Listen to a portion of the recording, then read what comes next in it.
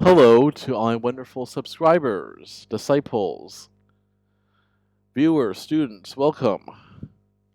Let me adjust my hat because this really goes all over the place. This is your Master GongSun. As usual, a very hearty welcome to everyone. We will continue with our study of the Taoist meditation anthology, the Cultivation of Realization, compiled and translated by Thomas Cleary. Today we talk about learning. Let us begin. Learning is a journey to the way. The classics of the sages and traditions of the wise are tickets for the journey. So think of it as the books, right? The Tao Te Ching and the Hua Hu Jing and all the other ones that I have talked about and that I will talk about. These are our train tickets, our right to ride on the train to learn the Tao. In later generations, false teaching became very active. Do their words and actions actually accord with the classics of the sages and the traditions of the wise? If there is any inconsistency, then it is demonic suggestion.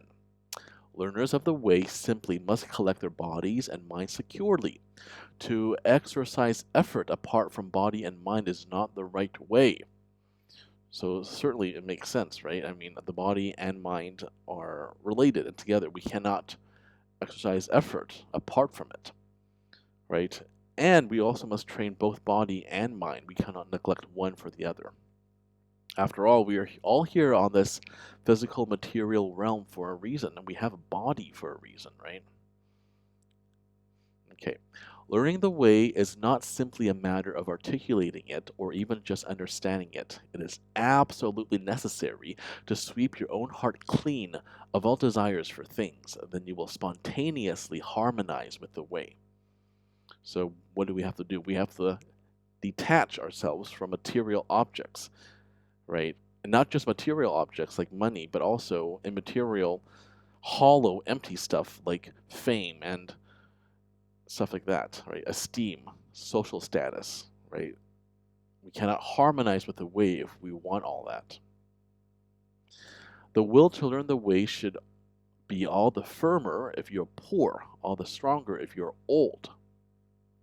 If your will is driven by ambient energies or taken away by external things, that is not the fault of these energies or things, but affliction resulting from failure of will. Wasn't that the truth, right? External things will try to tempt you. Don't forget, for those of you who may have had Christian backgrounds, right, the devil tried to tempt Jesus when he was alone out there for 40 days in the desert? And the Buddha, too, was tempted by all the demons and all the beautiful women, which were, of course, not real, right? Don't give in. Stay the course. When you see reality, no illusions can confuse you. When you develop stability, things cannot take it away or shake it. Seeing and hearing are like food and drink. You need them every day, but you also need to digest and eliminate them every day. If they are not digested and eliminated thoroughly, they remain in the gut, eventually producing illness. Well, isn't that the truth? Right? When you see reality, no illusions can confuse you.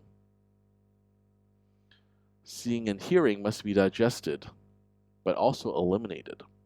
Right? Yeah. Anyway, the point is this. When we are learning, I mean, we're all here on earth to learn on this material realm. And if it were easy, we wouldn't be here, right? We all need these physical bodies because it's honestly a test of the Tao. That's how I see it. Right? Do we overindulge like people like P. Diddy or Hunter Biden or Jeffrey Epstein? Or do we tame our desires? Are we able to tame our desires? Do we indulge a little bit, which I believe is okay, or do we overdo it and then drink wine and beer 3 meals a day?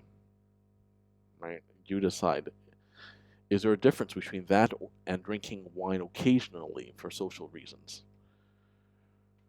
right? That's what we're here to do. We all have these bodies, these meat bags.